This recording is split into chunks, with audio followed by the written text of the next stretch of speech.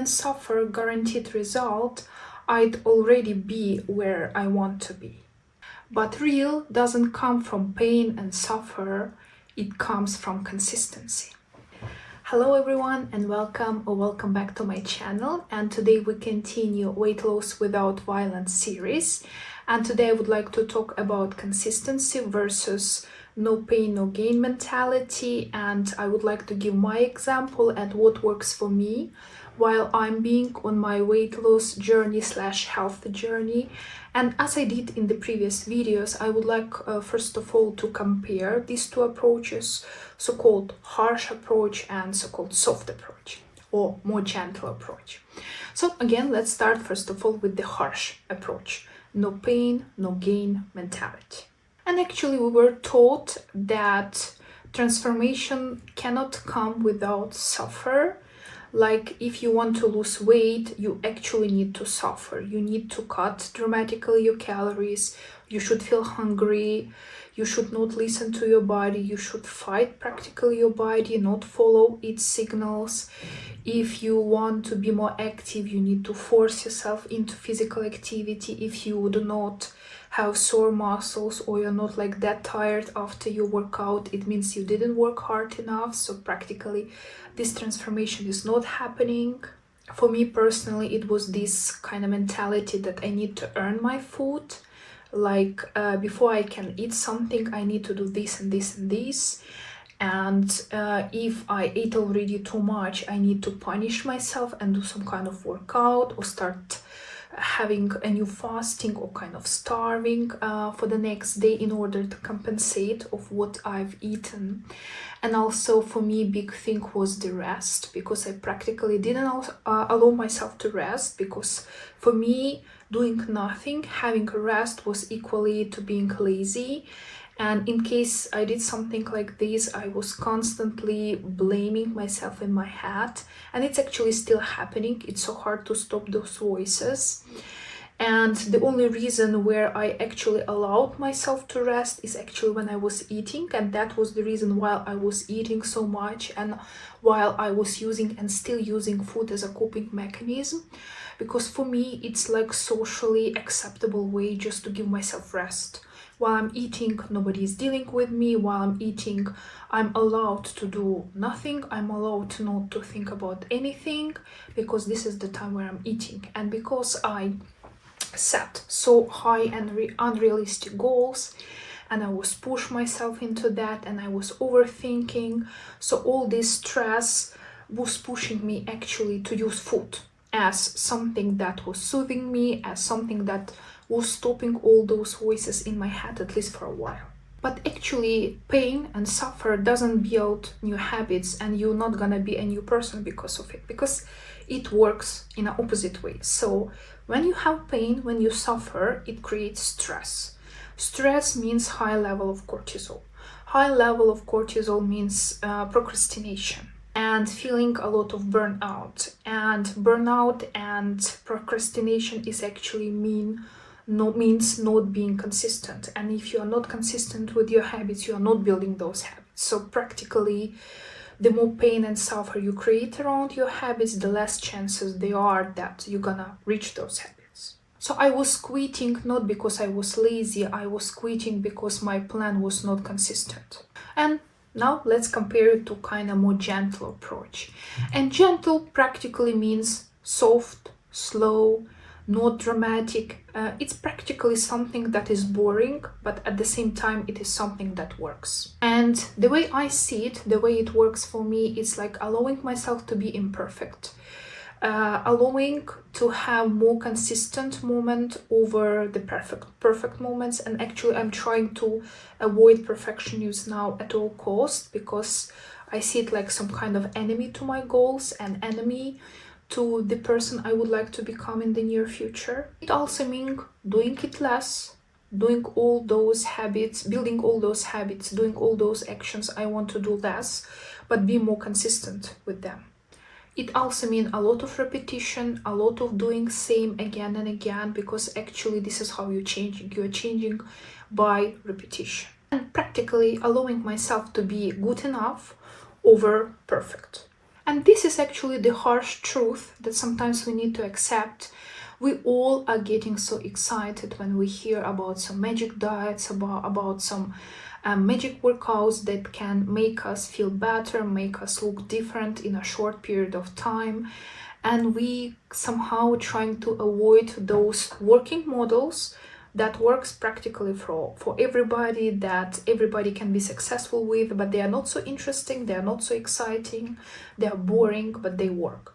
It's like being in a calorie deficit, like just walking, doing some simple workouts, not doing them every single day, but be consistent. Because even if you are skipping some days sometimes because of your life, because of the situation that happening right now in those moments, but you're still most of the day consistent with your habits, with how you eat, with how you decide to work out on certain days, or the level of activity you choose, or the way you decide to talk to yourself. All that consistency is actually bringing you the result. And it's important to find this identity shift moment. And I would like to give my example. I got the idea from one of the books that I've been reading on habits building. And it kind of starts with just asking yourself questions. And if you follow me, you already know that I love asking myself questions. I think it's one of the best tools for change, because when you're brutally honest with yourself, but at the same, you treat yourself and your answers with compassion, with curiosity, this is where the change is about to happen. So first of all, ask yourself this question: what can I do in order to change myself, in order to change my habit realistically in 6 months? Not in a perfect way, not in a very dramatic way, but realistic way, based on my current life, based on what I can do, based on how much time I can devote to that, how much money maybe I can devote to certain activities.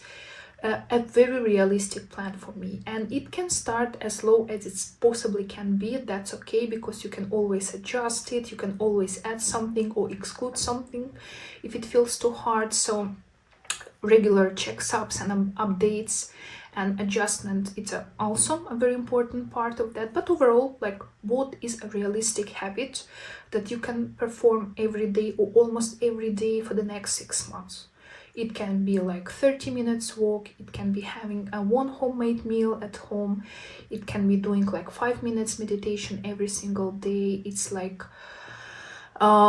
having me time every other day, and you can decide for yourself what you can do realistically. But again, be honest with yourself.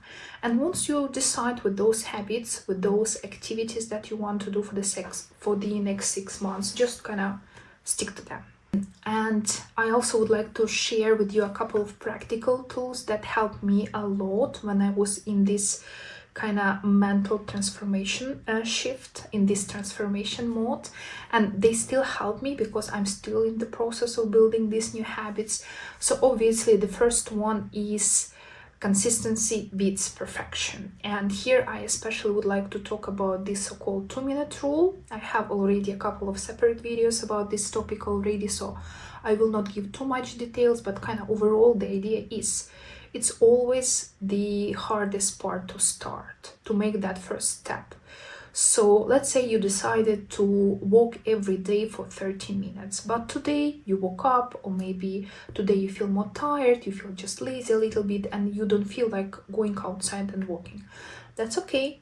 The only thing you need to do is just to put your shoes on, put your workout clothes on, and have a walk at least for 2 minutes, only 2 minutes. You don't even need to go outside. If you can, okay, go. If not, you can just also walk at home, around your kitchen, around your hall, doesn't matter, and you just do it for 2 minutes. And if after 2 minutes you feel like better, because sometimes when we actually start doing it, we understand that it was not so hard, we can continue doing, and you can continue. You can just continue walking, go outside and have your 30 minutes walk. But if it still kind of feels wrong and you cannot push yourself to do that, that's okay. Because even those 2 minutes already count. Still, for this particular day, you decided to be consistent, even with those 2 minutes, rather than completely give up on that habit and kind of breaking your consistency. So, Maybe you were not perfect. You actually should not be perfect. You didn't go outside, you didn't have your 30 minutes walk, but you were definitely consistent. Consistent, and consistency is queen. Consistency is something that builds habits. And if you keep doing it every time when you feel you're not doing that, or when you feel like you're in bad mood, but you're still kind of doing it for 2 minutes, the change will happen. It cannot not happen because you are consistent. Next little rule that I actually started implementing recently, it's never miss two. And I feel like if I'm skipping one day because of some reasons, it's okay. I still kind of feel in this mode that I'm consistent. But if there are 2 days in a row, it's kind of already becomes like a habit, like a pattern. So I'm trying to avoid it. And actually this 2-minute rule helps me a lot, because even though when I'm in that week of my life or period of my life, when I'm extra busy, or when maybe I'm a little bit sick, or maybe just for some reasons it's not working as I would like it to work, I still can do it for 2 minutes and be consistent, rather just give up or skip and actually start losing my consistency. Next point is kind of rule designed for real life, and this is something that you need to decide, because I can give any advice, I can give you any examples, but they work for me, for my life, for my personal experience. But you need to decide on something that works for you, based on your life, based on your job, based on how much free time you have, based on how many responsibilities you have in your life. So only you can decide what is realistic for you, what is not. And I think it's also a good idea to have a couple of options, because there are some days when you had a bad night's sleep, some days when you can get sick, some days when you just have extra work because maybe you have some deadlines, you need to catch up with something. And on those days you need to have kind of a softer B option, when you're still gonna do something in order to stay consistent, but it's not gonna be like your original goal. So let's say it's not gonna be 30 minutes walk, but it will be 15 minutes walk, but you're still gonna be consistent. And again, we always have this 2-minute rule as our last option to go to in case it's not working out completely.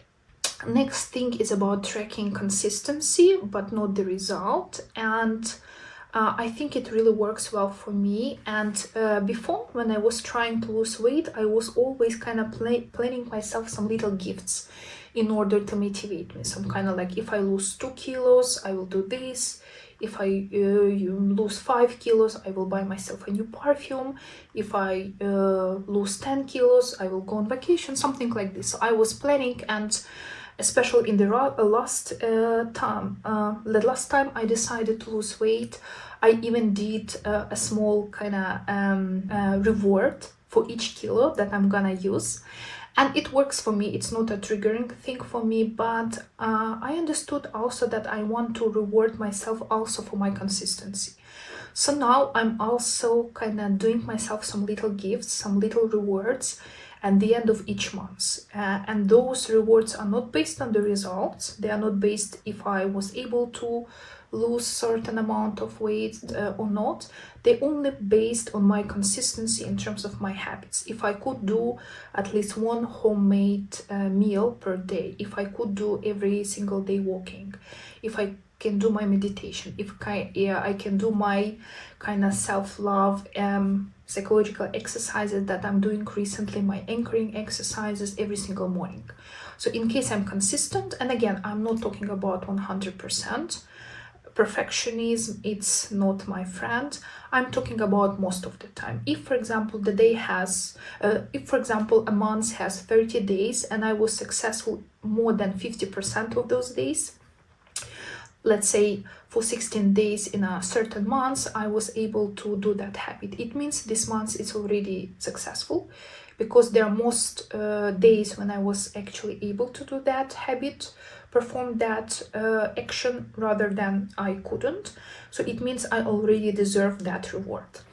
And now I have a pretty complex system of rewards, but it's actually something that works for me. I've been doing that for practically all my life since childhood. I was setting myself some little goals and I was putting some kind of reward at the end. And I know a lot of psychologists say that the journey already should be your reward, and I kind of agree with that. And when you're just only relying on that particular reward that you will get once you reach that goal, it's maybe not so healthy. And I kind of agree, that it can be triggering. But because this is the tool I've been using all my life and I don't see it as a trigger one, I think it still works for me. So at the same time, I'm trying to treat my journey already as a reward because I'm losing weight, because I'm feeling better. I already feel that my physical health is getting better. I'm getting stronger. I'm getting more flexible. My cardiovascular health is getting so much better. But at the same time, even though I'm enjoying all these moments and I'm noticing them, at the same time, I still want to keep this kind of result-oriented reward system. And also, I also started implementing consistency reward system because they work for me. But again, you need to test for yourself because this is a little bit tricky. It may work for some people and actually motivate them to reach their goals. And for some other people, it can be something discouraging because they will be thinking more about the reward, like they deserve that reward, or if they don't reach that particular goal, they do not deserve that reward. And this is a little bit unhealthy mentality. So thank you for staying here with me. If you like this video, please like it and subscribe to my channel. And in the end, I would like to tell that you need to give yourself permission to rest. You need to give yourself permission to slow down. And definitely consistency is queen and she never burns you out. Thank you for staying here with me and I will see you in the next video.